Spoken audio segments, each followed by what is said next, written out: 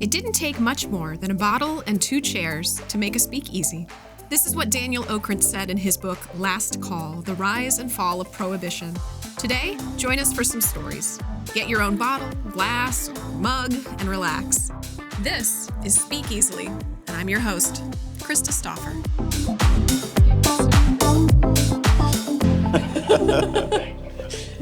Where's the last place you traveled? I actually was just in New York over the weekend.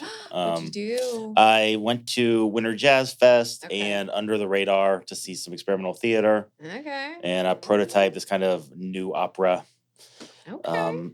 festival. It was super unplanned. A bunch of friends of mine who used to live in the city and I used to visit a lot were back in town. One's in LA and he's normally... He last came through town when he was touring as the saxophone player for Father John Misty. I don't know if you know who that is, a singer-songwriter. No.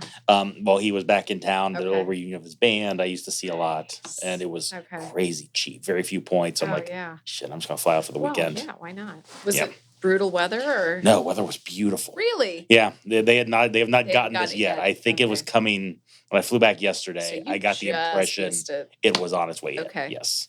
Yeah. It's probably not very pleasant today. That's my guess. Well done you. Thank you. I mean, once in a while. It doesn't happen often. I've only been to New York when it's been beautiful weather, so I've lucked out. Yo, absolutely. Hardcore. Yes. Unless it rains, and then it's torrential. Yes. Yeah. There's very little light rain that I've ever seen in New York. No, same. No, it just piles down. How often do you go out to the city? I try to go twice a year. Okay. When I was working for Chase, they would send me there once or twice a year, depending on what department I was in. So that was nice to fit in some stuff in the evenings.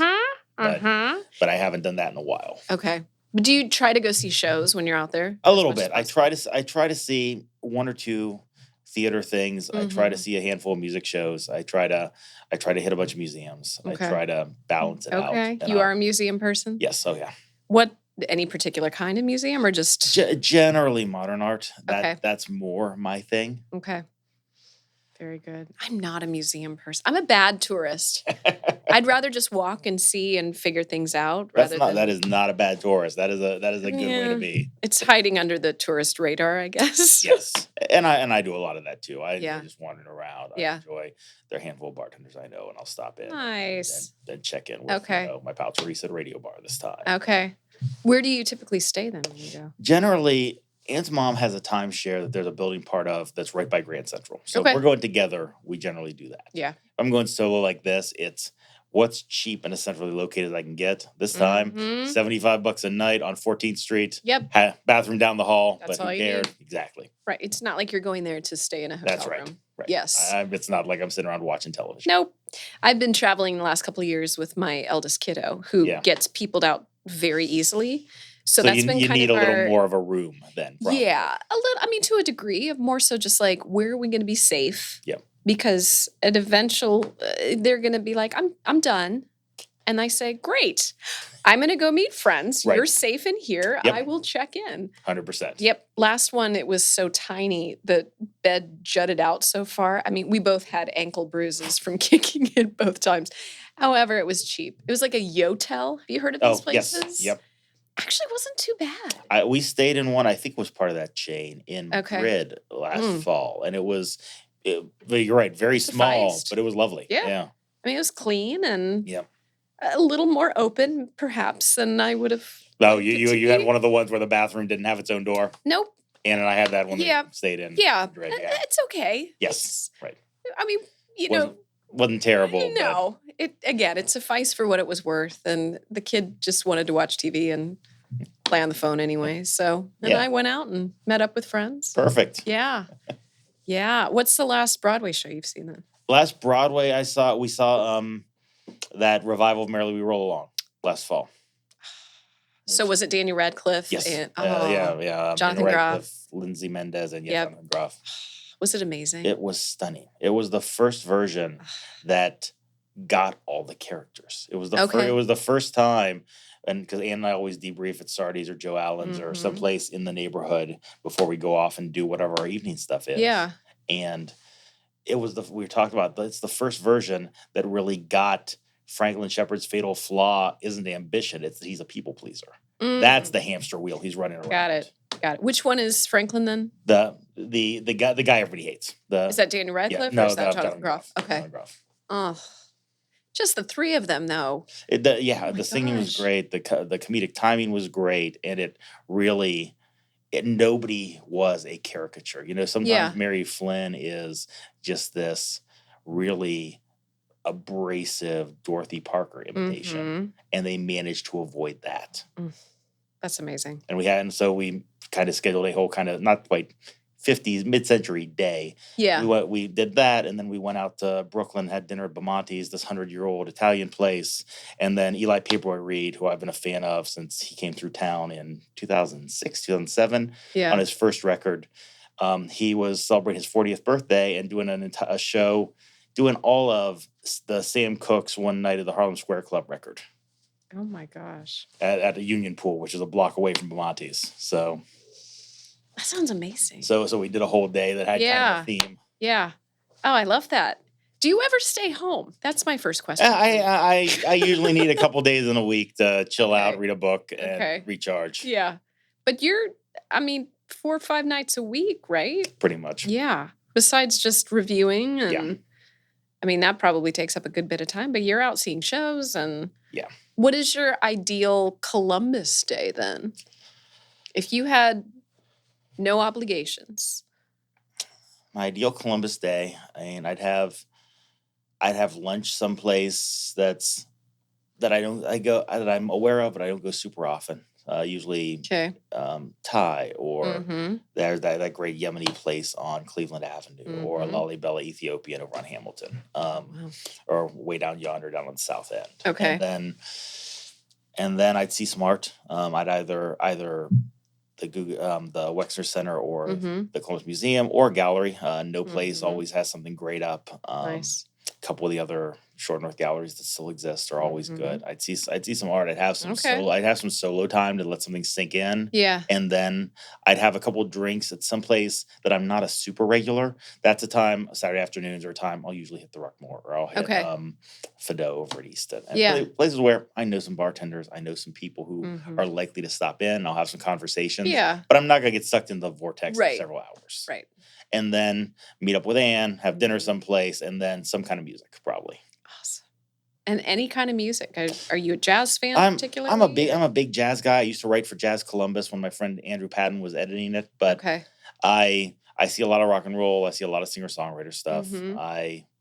My tastes are kind of narrow, but they're in every genre. But I've loosened up. I don't like everything, but I can usually find something. You can find something. Yes. Is there any genre that you were like, nope, don't enjoy? Not really. There are some recorded sounds, like a lot of 80s music. That gated drum sound on a lot of 80s records. Okay. And that really tinny synth sound. Drives me bananas. I do not like it all. Interesting. But in terms of live, there's no particular genre I turn my nose up at. There's nothing like live music, though. Right. That was, honestly, of course I missed theater over COVID, but live music was just something that was, because I think we got so inundated with wonderful folks who were willing to play on a screen. Yes, right. But to be in the room. It's not the same. It's not the same. When everything started to lighten up, I think it was, Ben, what was it, 21 maybe? When Billy Zen came in? Oh, man. That was magic. Billy Zen came in for a podcast. Oh, that guy's great. He brought his guitar. I'm like weeping in the middle. Like in tears. Yeah. Beautiful songs. And it's Billy's music. And he's got great lyrics. And yeah, it was awesome. And it was the first time that I had heard someone play in the room. Right. Since COVID. Oh, yeah. And it just, it brought me to tears. And of course, it's Billy too, who's one of the sweetest souls on the face of the planet. But oh my gosh. So where did you grow up then? I grew up on the hilltop. I grew up on the west side through middle school. And then, I was born in Germany, but I was back. Oh my gosh. My parents were both in the Army. Oh, okay. And, but I've been back since before kindergarten. Yeah. And then I grew up on the west side through middle school, and I went to Grove City for high school. Okay. Very good. Did you do music and theater in school? No. I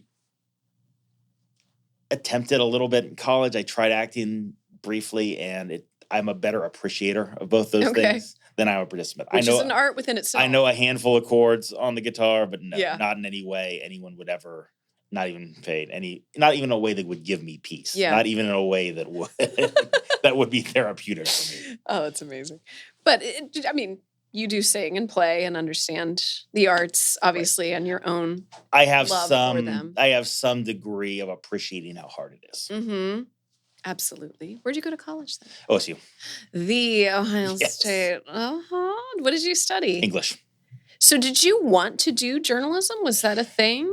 Not really, Okay. partly because at the time there were already all these signs on the wall that journalism was dying. And also that was the period when OSU had lost their accreditation for their journalism school. So even if Okay. that had been an option, it Yeah. sure wasn't going to be there. No. So you just went straight English then? Yeah, I went straight English. Okay. Fiction and poetry, mostly what I studied. Interesting. Were you a poetry writer? A little bit. Okay. All right. There are still people in this town who have seen me read on a stage. It's been Okay. 20 years, but Yeah. yes. Did you have a certain style that you enjoyed more? I was more of a free verse guy. Okay. I enjoyed playing with forms. I had a couple Mhm. pantoums back there. I had a villanelle or two in the closet, but those were more exercises because Okay. you'd read someone who did it really well, like Tom Dish or Marilyn Hacker, and Mhm. it's just I couldn't even get close to that. I think I was a rhyming poet until I got to college and realized like it's not really a thing anymore. Because I had my creative writing minor, which was right. merely Nice. because I had enough credits, and it was not like pursuing the passion. Right. I just wanted to take some poetry and some playwriting, and like, oh, I got a minor. Cool. About as useful as the theater major, I suppose. Thanks, Otterbein. But I didn't. I was always fascinated, especially when we had to read poetry in front of each other in class. It was mortifying just to hear what your peers would say about something that you slaughtered over. And Right. Oh, right. like, is this good? I mean, I guess it's like singing. You know, how does one person say that one person's better than another? Or, you know, it might not fit your happy place. Right. I mean, I guess that's what you do in life right now. And it's hard. And you have to figure out, is this not lining up with my taste? Yeah. Versus, is this not what it's going for? Right. So, and that's Yeah. interesting because I obviously can't sing worth a damn. But if you, as you were learning to be a singer, did you guys critique in the same way we would do in writing or you would do in studio art? Someone was When we did creating. in college, we had to do these vocal studios. So your voice teacher would have all of the people in the studio sing in front of each other. That was the most mortifying because there was always one or two people that had an opinion about everybody. Right. And didn't really need to have an opinion about everybody. But it was, and being a non-vocal major, because I just majored in theater. Okay. And singing was just sort of like, guess I'll do it. It just felt like nothing was ever good enough. Right. But you never knew which to judge by. You know, you would hear the same voices over and over again. But you knew who was good and who wasn't, and based upon who got cast, which wasn't always the truth, but sure. You know how that goes. So Yes. I don't know. I think it always felt more harsh than it should have been. Oh, and honestly, that's the trouble with, especially at that age. Yeah. Everybody's got something to prove. Oh, yeah. And we all want to show how smart we are. Right. We all have someone Yeah. we're trying to impress because we want to get laid. And all those things Yep. braid into this cord you can't really untangle. Right. We had Gabrielle Solange told us when she came on the podcast about art scars. Somebody says something to you in your, you know, in those growing years of your craft, and it's a scar and it stays with you. That is probably one of the most poignant terms I'd ever heard. Was like, that's that makes so brilliant. much sense. And it does. It sticks with you. Right. And that actually happened to me during Fiddler. That was my first real directing experience besides with kids.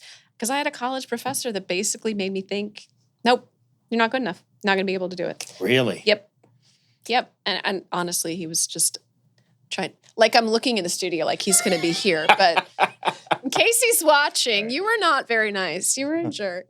But no, it just wasn't, to take something that I thought might have made sense. And for me, going to Otterbein was just not, I didn't really know my place because I studied BA theater, with the initial attempt to teach, which I guess that worked out pretty well. But I was going to say, clearly that. But at the time, it just meant that I didn't get cast. So it was always this feeling of like, you're not good enough, you're not good enough, you're not good enough. And then I didn't do it for 8 years because it didn't seem like it was worth shooting for. You know, when you get told no, and it was a lot of art scars that I got from college. But I also think that that's what kind of made me figure out my own path. Right. So it worked out in the end. It just took 20 years to get there. So. And as some of that, do those still inform the way you treat a student today? Do those inform who you are on stage? I don't know. That's a good question. I think working in Columbus Theater has proved to me that that's not true.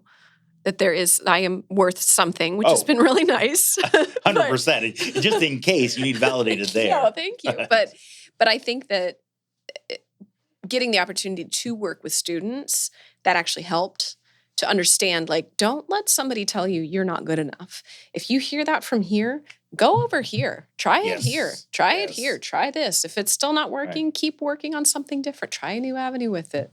But to maybe over compliment as much as I can, to just throw as much love as I can at these students. Like, they need without it. lying to them, without absolutely not. Right. Nope. Without sugarcoating. I don't sugarcoat what is wrong. No, we work on this stuff, and it's like, but if you've put your work in, it's 90% not even about you. Yes. And that's the hardest thing for people to understand. It's important to remember you're not being rejected as a person. This piece didn't work. Right. What you're doing here is not what is what didn't work. Yep. Yeah. And you probably see a lot of that. Oh yeah. When it is working, and this was a great casting choice. Right. This might not have been. This perhaps was not the best casting choice, because sometimes I can't figure out what this person in this play is doing. Yeah. Yeah. So you've been reviewing now for how many years? 6 or 7. Okay. 7 or 8 maybe. How did you fall into it? I'd heard through I'd been writing on a blog I'd write about music. I'd just periodically whatever struck me. Yeah. And I heard through the grapevine that the previous theater critic for The Underground had flamed out and stormed out in the middle of an Available Light show and sent them an email both apologizing and listing out everything she thought was wrong with the show. Oh my gosh. And so all companies. So the nicest, most talented company in town. Some of their stuff is inapproachable if you're not on its level, if you're not prepared for it. Right. On its level is a bad way of saying that, but if you're not prepared for it, yeah. Some of their stuff is a little abstract. Yeah. I find that, completely biased, you are one of my favorite reviewers because you don't treat it like a book report, because you don't delve into one thing about how this brought down the entire. No, you look at it as a whole, and there's weak parts and there's strong parts, but I'm going to mention both. Right. Because that's what it is. Right. But it's also very clear as to why you thought that. That's what I try for, right? Because honestly, my opinion of something is the least important part of writing a review. Yeah. Nobody really cares. And to an extent, it's nice if someone can tell the kind of things I'm likely to like or not. Yeah. That gives them a baseline. Right.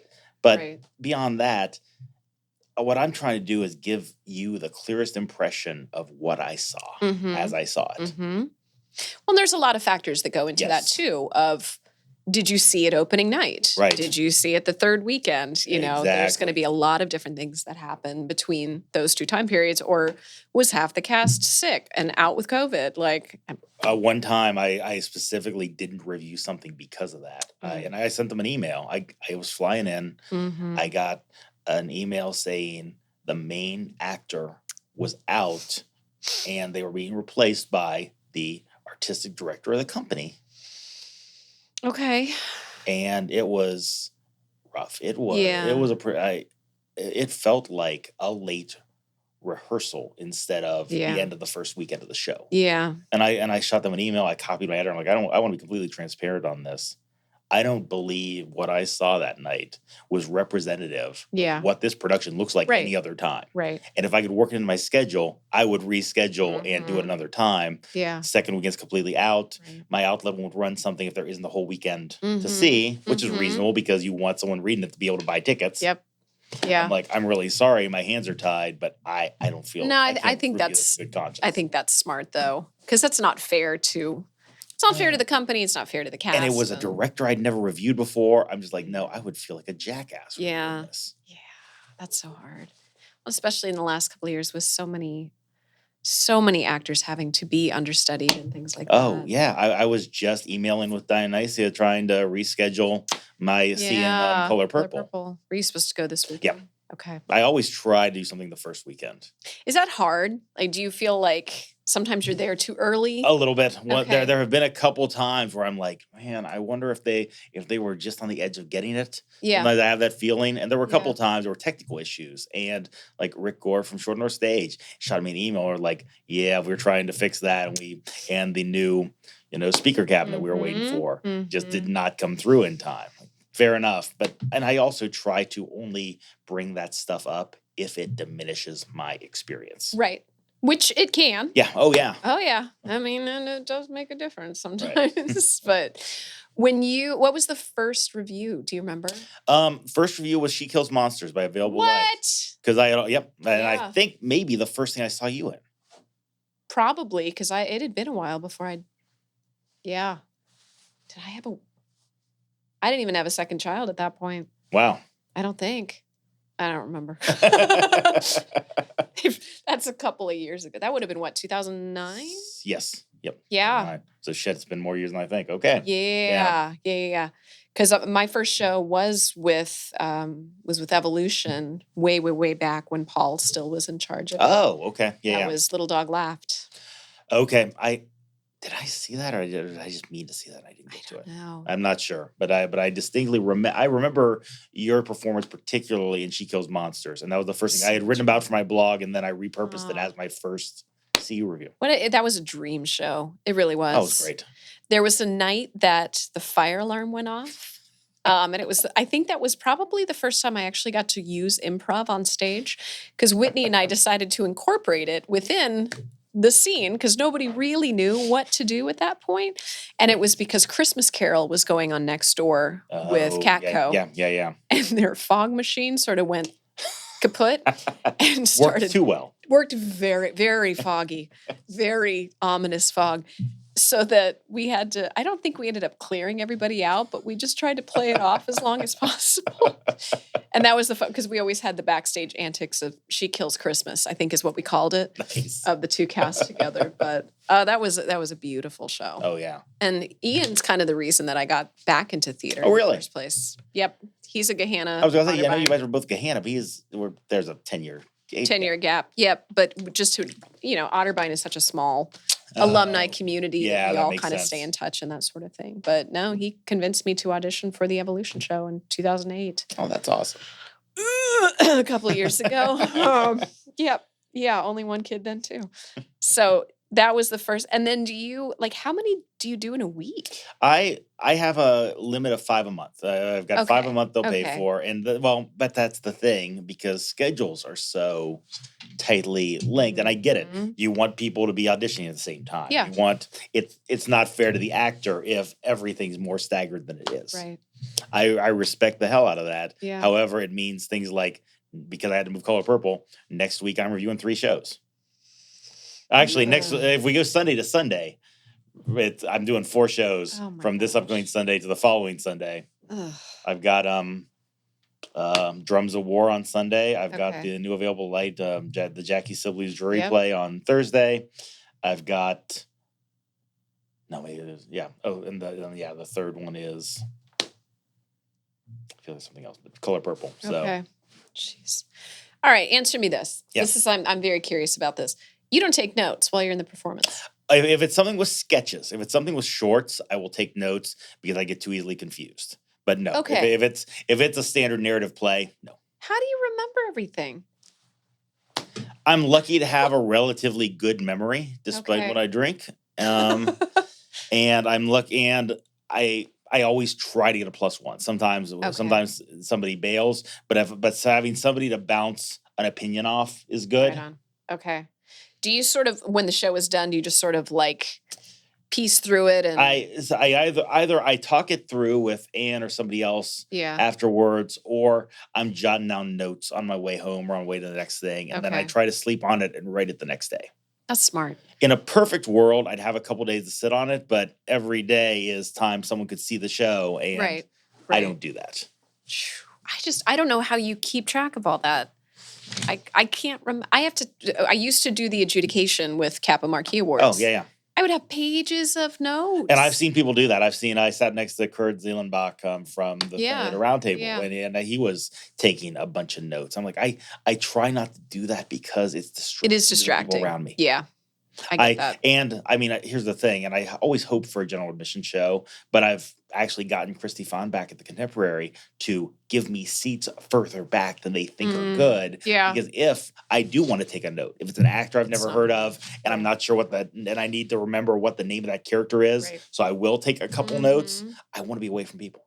That makes sense. I don't want to disrupt somebody else's experience. Right. Do you find that people know when you're there? Do you ever get that weird, like, oh, he's here today?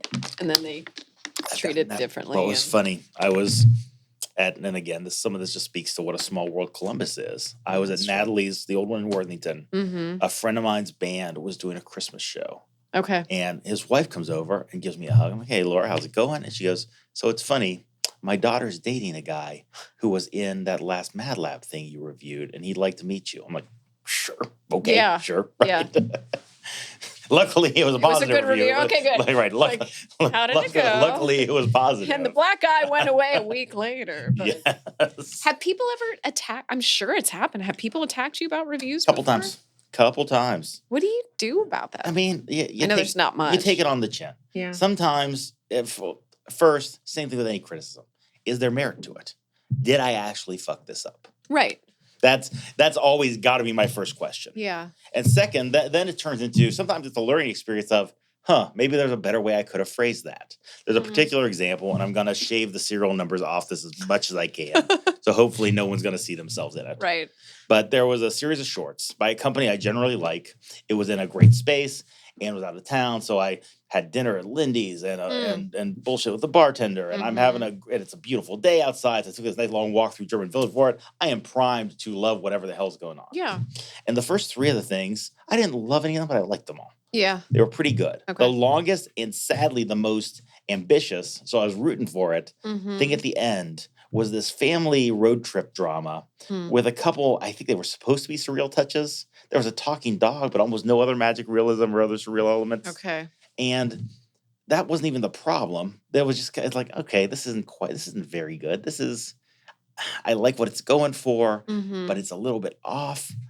But then whenever this family would interact with somebody in the rest of society, those people were all horrific stereotypes.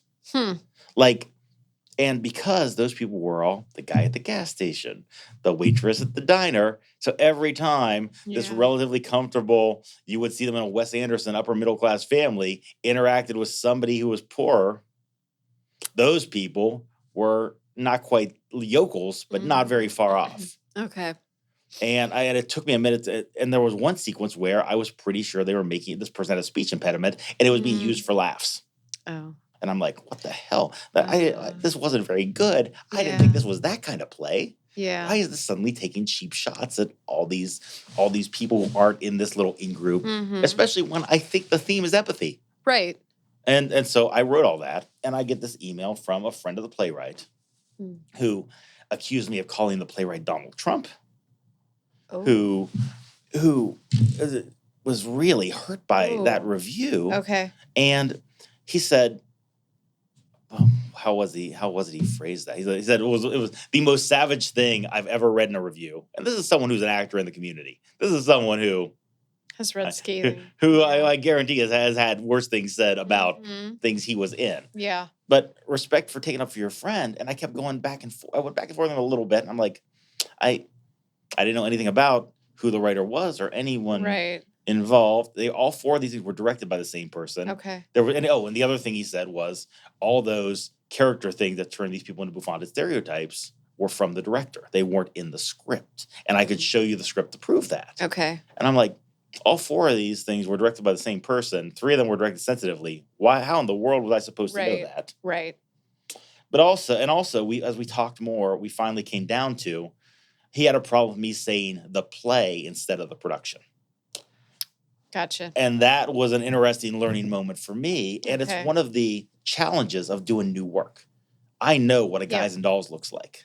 True. I know what an August I know what an August Osage County looks like. Mm-hmm. I know what a Hamlet looks like. Mm-hmm.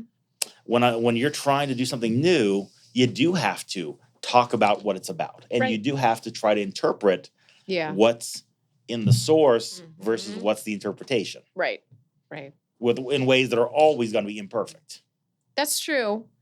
Well, and especially for something that's written by somebody local. Yes. That's even more challenging because you realize what a wall you're up against no matter what you say one way or the other. Absolutely. And you don't want to crush somebody to the point of they never do it again. True. Right? And I told him that. I'm like, okay, no, that's a fair comment. Mm-hmm. But the problems I had were still the problems with the production. Yeah.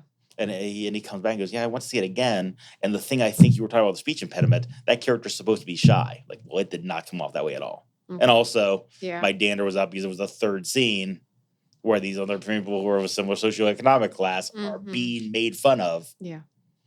That's a lot. Yeah. That's a lot. And it's hard. I know it's hard to please everybody. No, I get that, right. And one of my favorite comments from people is, oh, it's my least favorite show, but you did a great job with it. I always love that comment. And I get it because I've seen those and I've been to those too. Yeah. Namely, Rent. Can't stand it. They did a great performance, and I enjoyed. So you were the one high school girl of our age who did not like Rent. Well, there's a reason. Okay. It was my boyfriend. His car radio died, and so he just sang it incessantly. That would ruined it. Yeah, he truly ruined it for me. And that was like the only thing. And he could kind of sing, kinda, but it was just over and over and over again. Yeah.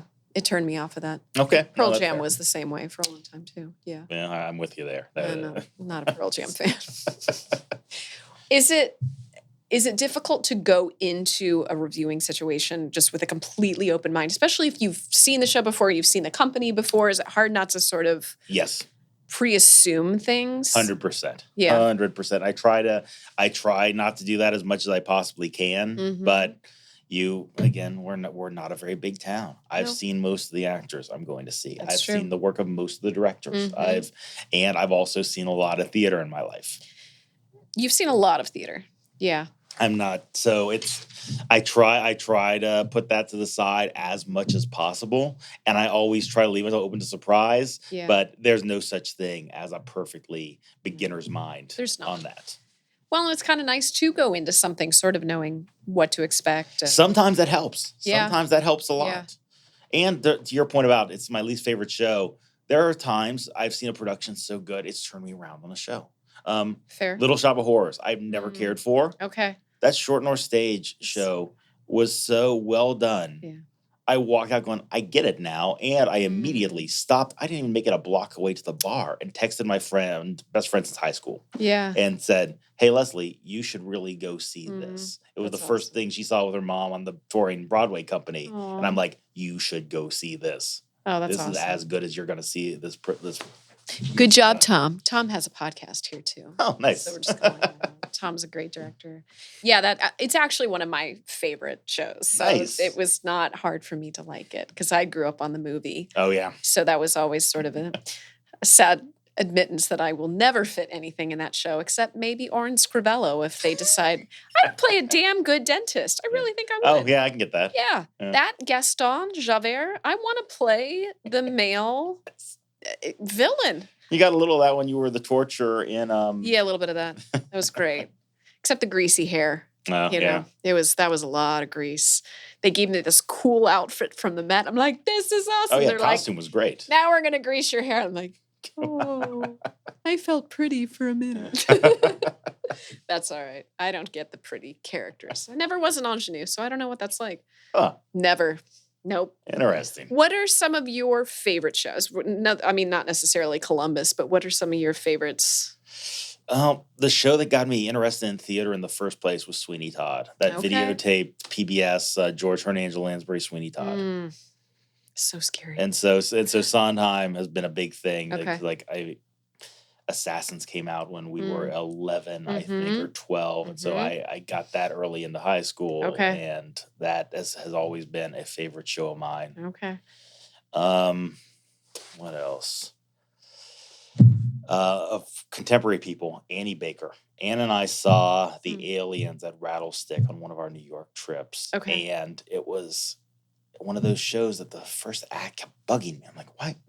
Why don't I like these people? Why don't I? And I couldn't. And then there's this moment where Michael Chernus, who's gone on to be in a bunch of TV stuff, I think, he says, frogmen sing together. And they all burst into song. And for whatever reason, that whole world opened up for me.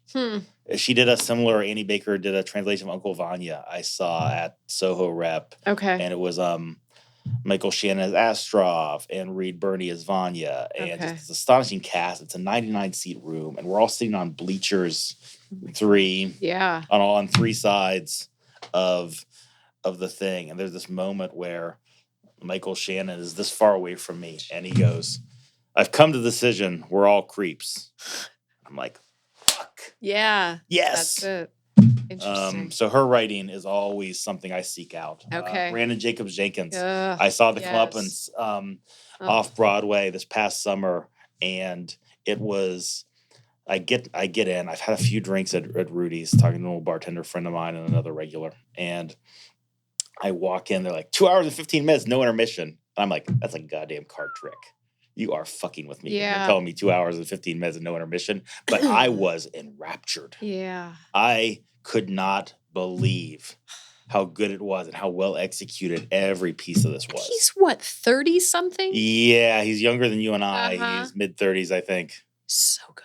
Yes. I love all of his stuff. Oh, yeah. My little guy got to be in Appropriate when they did it with Available Light. Oh, nice. Yeah, which was different. I mean, that had to be some conversations, right? Well, David Glover directed that, which was wonderful, and it was. He's a teacher, also, right? He is a teacher, so he knew how to speak to a little guy, and Right. I think Gabe was 7 at the time. That sounds right. Yep. And so he said, you're going to have a pillowcase on your head. Yep. You're going to run down the stairs crying. And Gabe has a natural, inherent understanding of being on stage, which is great.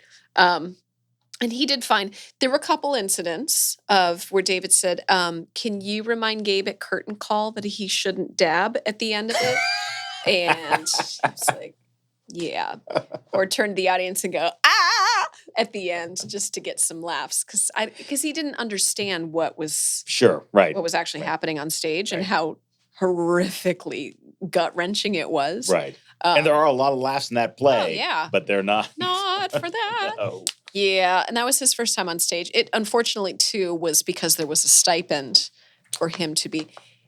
After that, he just expected that he would get paid for any stage performance, like the little diva that he is. And even there was even one audition. He goes, "And so, how much do they pay?" And I was like, "Dude, that was like a one-time thing." It's good to set boundaries early, right? Good to know your worth. Sort of. Also, let's be realistic. Yes. We are in Columbus, after all. No. He did a really great, and it was to the point too where one of us would stay backstage with him. We didn't have to. After a while, he knew his cues and he knew when it was time. He played his little Nintendo Switch every night. And there was one night, I think David and I went out to Condado during the show because they were fine. Like, let's go have a margarita. It was a snowstorm that night too, I remember.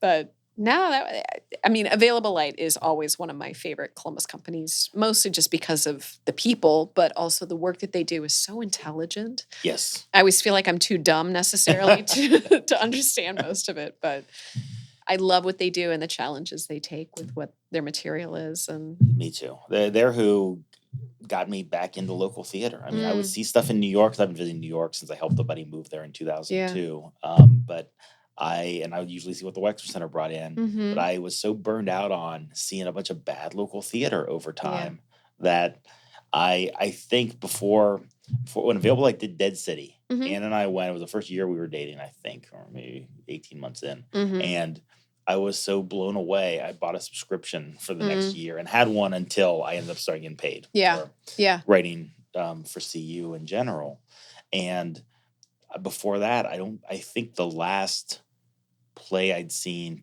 locally produced was when Catco did Top Dog Underdog.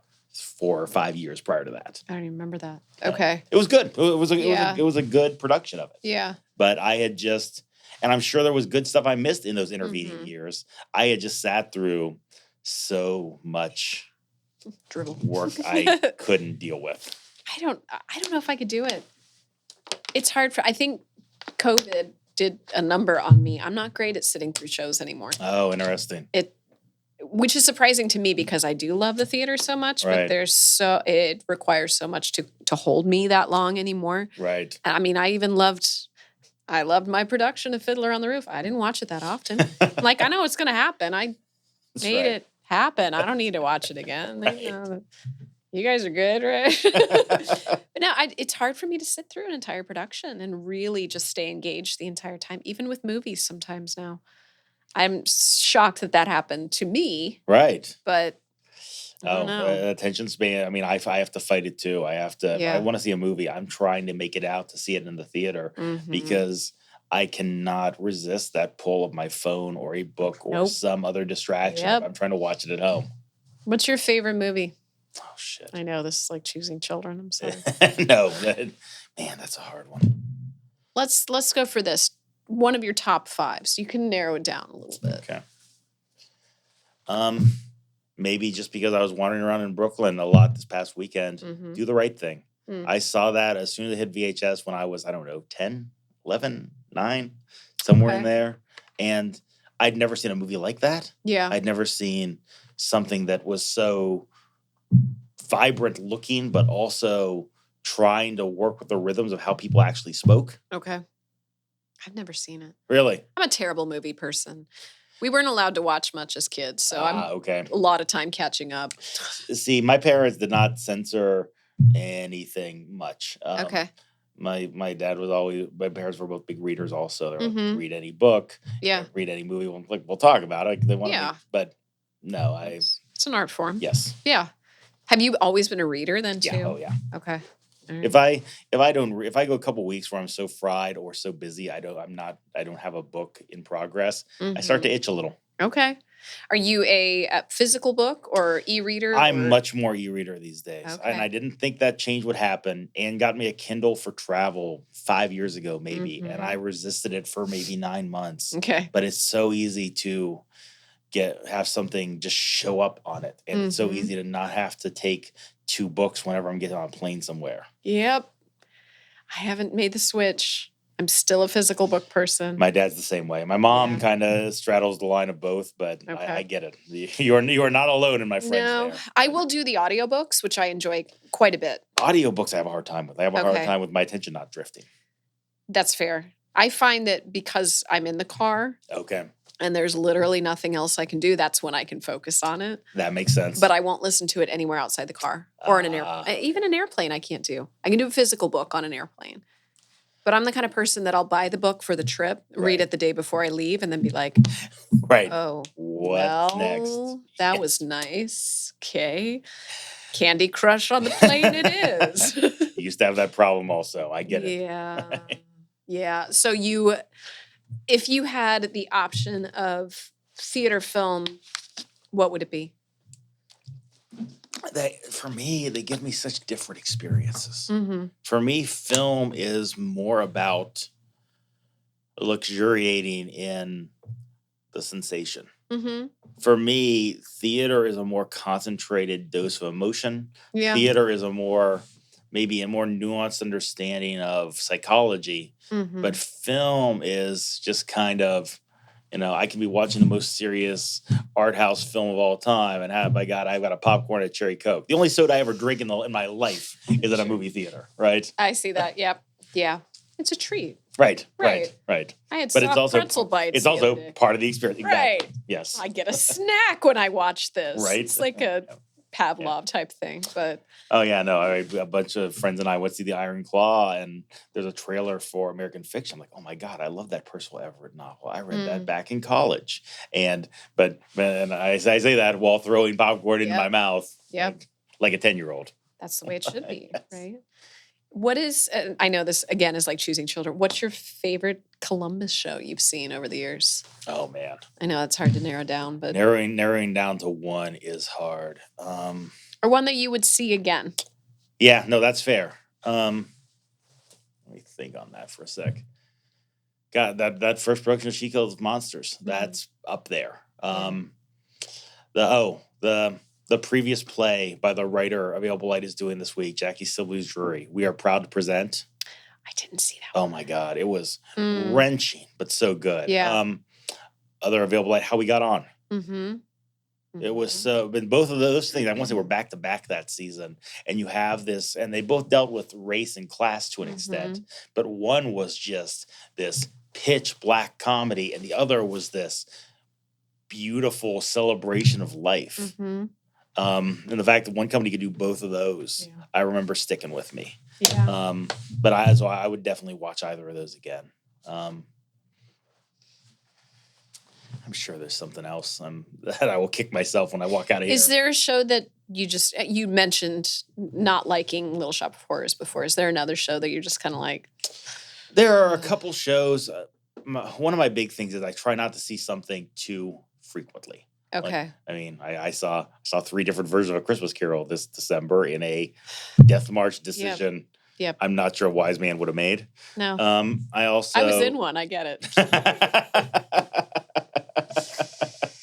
Yeah. But I don't need to see Who's Afraid of Virginia Woolf for a while. Okay. I love that play. I saw it 3 times in the first year and a half I was reviewing, but I didn't think I could turn anything down. And I don't think I need to see that for a very long time. No. Or I don't think I need to see True West ever again. Okay. Again, It's a rough one. it's a play I like, but everybody did it for a few years. Okay. It was like the repetition of the years. This is more high school, more so, but like the Legally Blonde year and the Shrek year and the Mean Girls year. Right. I think we're still in the Mean Girls year, if I'm not mistaken. Everybody's that sounds doing right. it. There was an Oliver year for a while there, and it's a lot. Yeah, right. Guys and Dolls is probably another one. I love those songs, but I don't need to ever see it again. I mean, and here's the thing. In case anyone who's looking at making any of these shows, I'm open to being pitched on what's different about what you're doing. Yeah. But it's hard to change it, though. Yes. We joked about Fiddler becoming like, let's make it a puppet show that takes place in 1980s New York. I mean, obviously none of that. Sure. But you can't mess with the story sometimes. Right. It's hard to make it different. Right. We altered a little bit of the ending. Yeah. But not changing it entirely. It's like, this is a beautiful story that doesn't need to be altered greatly. Right. It's more what you do with it during the production. And I don't want to change anything so drastically that it takes away from what was initially meant to be there, No, absolutely. And that's something to be, and also, if you're doing a show, you should be doing it for the people who already like the show. Yep. Trying to do too wild a take to really impress that asshole who made fun of it when you were in high school is not usually a recipe for success. No. Almost never works. Nope. And if it takes away from what was intended, right, then you ruined it. Yeah. That's not what was written. It's sort of like when you're going to cut things from something, well, like that's what they wanted that fit. Right. And I don't like to mess with that very much. That's a tricky line. It is. Now, of course, were there things I would have liked to cut from productions? Oh my gosh, yeah. Sure. Yeah. Knock it down to 90 minutes. Let's do it. Yes. But yeah. No, that's my cup of tea. What are you looking forward to seeing this year? Any big shows? Yeah, I'm really looking forward to Fairview. The Jackie Sibley's Drury I'm reviewing. Contemporary is doing an interesting Dominique Morisseau play that I've read but never seen called Skeleton Crew. I'm interested in seeing what they do with that. Okay. There's a Obie winning play the Wexner's bringing next month. Yeah, I had a Melissa Starker and see if I can get an interview, do a preview by this writer named Ayogawa. Okay. And it's called The Nosebleed. And I've never seen any of her work, but the stuff I've read about it is really interesting. Okay.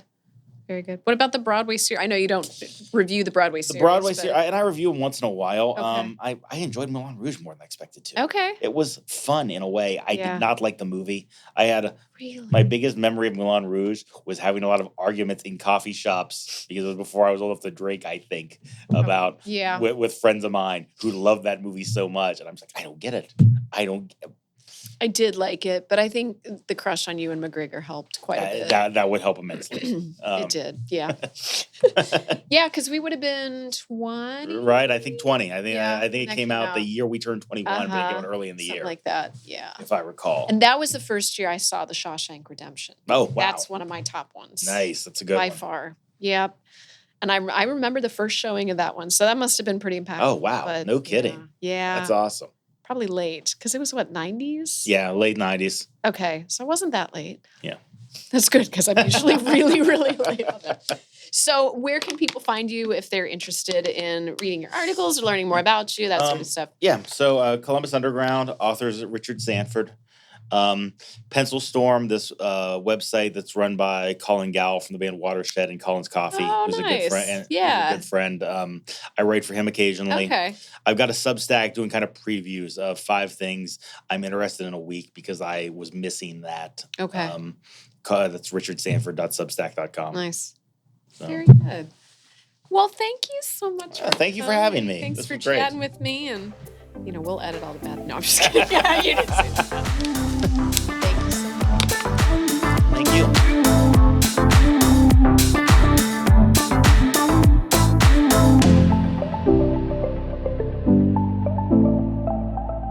Boxland Media. Think big.